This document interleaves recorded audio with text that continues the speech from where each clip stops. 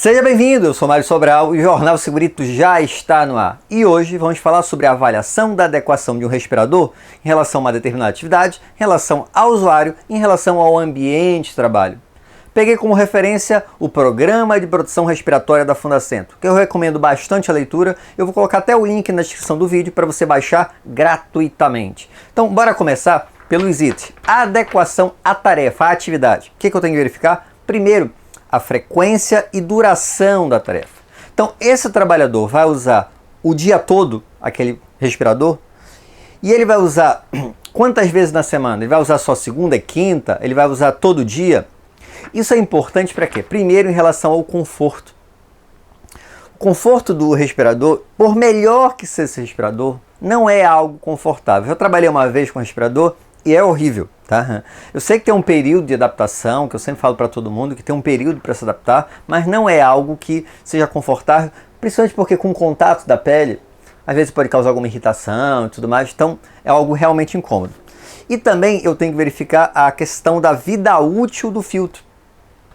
Porque se eu vou ter uma duração mais longa e uso todo dia e o dia todo, então eu tenho que também considerar a questão da vida útil do filtro para ver se esse filtro tem a durabilidade adequada.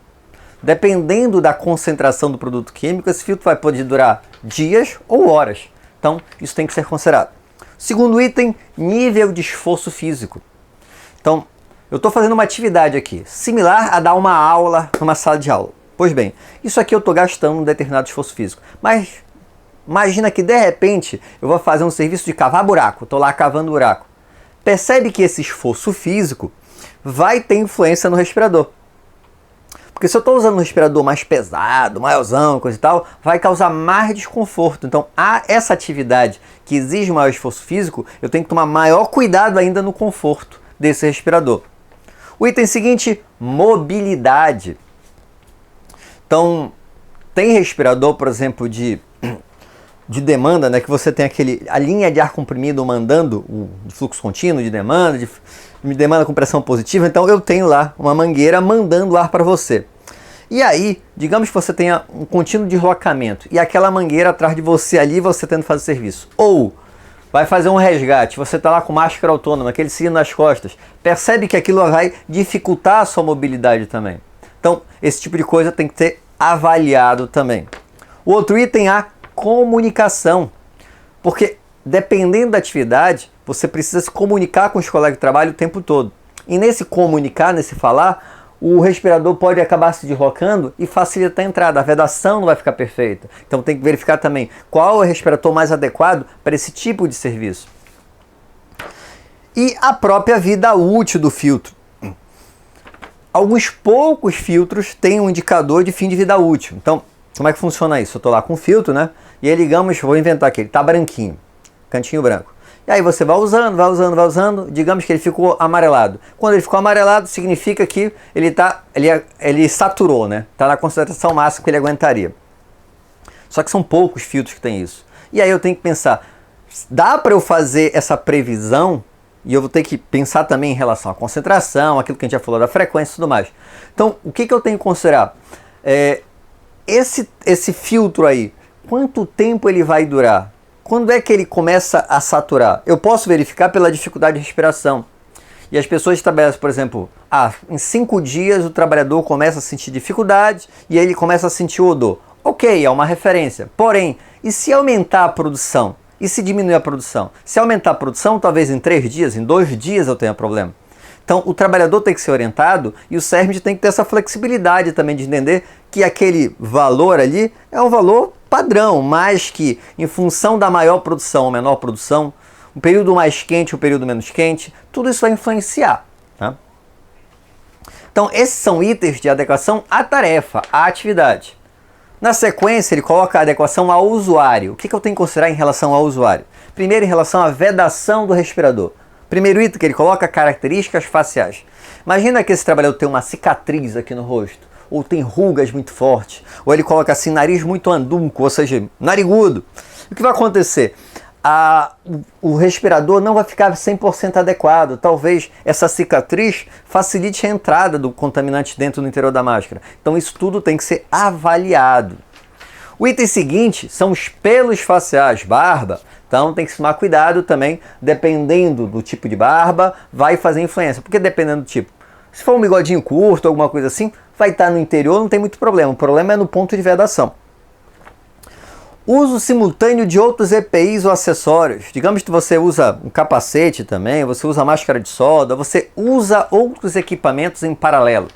Então você tem que tomar cuidado, porque pode influenciar, né, na vedação, e aí é interessante verificar se existe algum equipamento conjugado, né, que já venha os dois em conjunto. E o último item que ele coloca aqui em relação ao usuário é a questão do conforto. E aí, aquilo que ele já falou, né, qualquer equipamento de produção é algo desconfortável. Entre usar e não usar, é melhor não usar, em relação a conforto. Só que em relação ao respirador, alguns respiradores, eles, em função da reação, eles geram um aquecimento do ar, ou eles geram superfícies quentes na própria máscara, tá? E outros, por exemplo, aqueles que fazem uma ventilação, jogam ar frio. Olha, ó, só ventilam, mas se eu estou num ambiente frio, se eu estou numa cidade que é mais fria, isso aí vai me incomodar bastante também. Então esse conforto tem que ser considerado, porque talvez apenas por esse conforto o trabalhador acaba não utilizando. Ele vai folgar, ele vai retirar o tempo todo. E aí, EPI é aquilo. Se você não usou direto o tempo todo, você cai muito a eficiência do respirador. E de qualquer EPI. E o último, adequação ao ambiente de trabalho. O que eu tenho que considerar? Uso em condições climáticas extremas. Por exemplo, aqui em Manaus é muito quente. Quente e úmido. Imagina eu estar com um respirador num ambiente que é quente e úmido, tem pouco vento. Então isso vai influenciar bastante. Eu também, se eu estou num ambiente muito frio, e é que eu falei ainda agora, né? E se está ventilando, tem uma influência. E ele coloca, por último, perigos não respiratórios. Por exemplo, presença de fagulhas, abrasão, compatibilidade eletromagnética, enriquecimento de oxigênio. Então percebe que eu tenho que verificar muitos itens antes do dimensionamento do meu respirador. Que há todo um dimensionamento. A gente até pode falar isso em outro programa, mas em relação à adequação, eu vou verificar tudo isso. Ah, tá. Então eu tenho essas opções aqui. Eu defini já, por exemplo, no dimensionamento, que é um respirador semifacial. Só que eu tenho que verificar todos esses critérios aí para verificar se vai atender aquilo ou não. Em relação à indicação do livro, eu já indiquei o PPR, que eu vou colocar na descrição. Semana passada, no vídeo anterior, eu indiquei esse, eu não vou comentar. Você dá uma olhada lá. E eu procurei se eu tinha outro sobre produção respiratória. E achei esse guia. Guia de Produção Respiratória Industrial. Kleber Correia Vieira. E é da Alprint Editora. Então é um livrinho de em torno de 150 páginas. E ele é um guiazinho bacana. Ele tem algumas informações que ajudam a você entender um pouco mais sobre produção respiratória. Espero que tenham gostado. Se gostaram, já sabe, né? Curte, compartilha. Curte aí. Você já viu vários vídeos, então ajuda aí curtindo esse vídeo. E compartilha também com os amigos. Compartilha pelo menos com um amigo seu. É um pedido meu. E você já sabe, né? Tem alguma dúvida ou sugestão de pauta? Coloque embaixo nos comentários ou manda um e-mail para sobralj@hotmail.com. Um abraço e até o próximo programa.